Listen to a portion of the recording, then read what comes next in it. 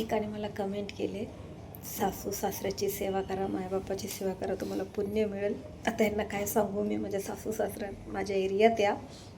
मी काय सांगू तुम्हाला, माझ्या एरियातलेच लोक सांगतील की मी माझ्या सासू सासऱ्याची काय सेवा केली दिवस रात्र. तेव्हा मी खानवळ नव्हती चालवत, तेव्हा माझं दुकान होतं कॉस्मेटिकचं. मला एकाने कमेंट केले, काका तेवढी कुत्रीची सेवा करतं तर सासू सासऱ्याची सेवा करायची होती, तो पुण्य लागा. त्यांना कोण सांगेल मी सासू सासऱ्याचं किती केले. हां मला हसायला येते.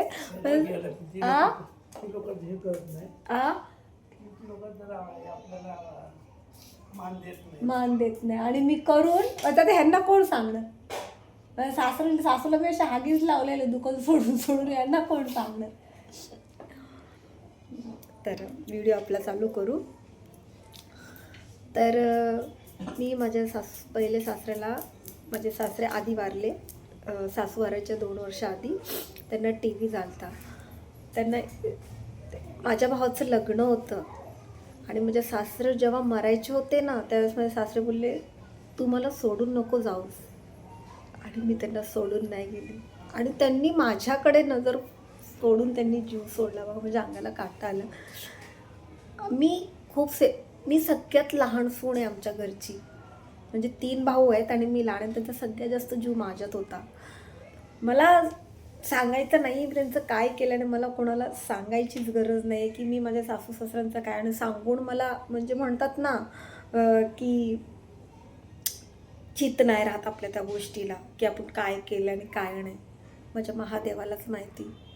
आणि माझ्या सासरे वारले त्याच्यानंतर सासूंनी माझ्या गळ्यात पडून रडली की तू खरंच तू देव आहेस, तू आमच्यासाठी, तू माझ्या नवऱ्याचं खूप केलं. आणि खूप रडल्या आणि मी पण सासरे मेल्यानंतर असं खूप त्रास झाला, खूप दुःख झाला. पण ठीक आहे, आधार आमची सासू होती आम्हाला. माझी मुलं लहान होती. माझा एक बारका मुलगा तेव्हा ते 4 वर्षाचा होता तेव्हा सासरे वारले. नंतर सासूला कॅन्सर झाला तर धक्का आला, छातीत गोळा आला. माझ्या सासू बरोबर माझा मुलगा 7 वर्षाचा होता, त्याला मी सोडून माझ्या सासू बरोबर 8 दिवस दवाखान्यात राहिली. कोणी नाही राहिलं, मी राहिली. रात्रंदिवस मी तिची सेवा केली.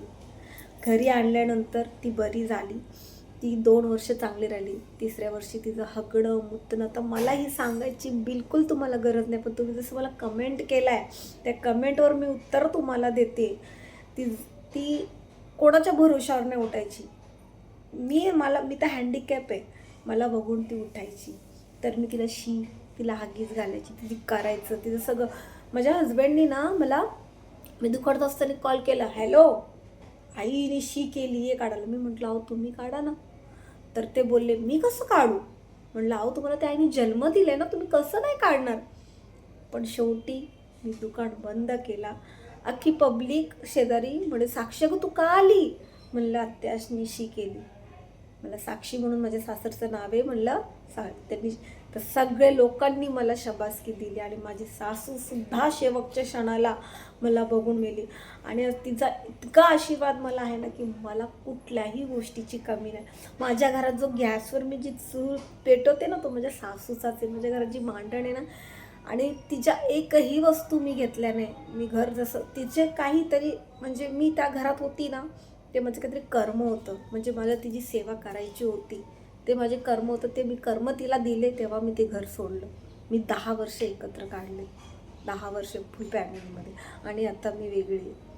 सांगायचं तात्पर्य असंच की मी खूप सगळ्यांची सेवा केली. मला सगळे अजूनही माझ्याकडं त्या मावशी येतात भाजी. मी नक्कीच त्यांच्याबरोबर तुम्हाला व्हिडिओ दाखवेल की त्या मावशीसुद्धा तुम्हाला सांगतील की ही पोरगी खूप प्रेमाळू आहे. आणि ह्यात माझं काही चुकलं असेल तर खरंच मनापासून माफी मागते. पण माझं सांगायचं तात्पर्य असंच. आणि मला सांगायचं नाही आहे कोणाला की माझ्या सासूचं, पण आज तुम्ही कमेंट केली म्हणून मी तुम्हाला सांगितलं की मी ती सेवा दिलेली आहे. धन्यवाद.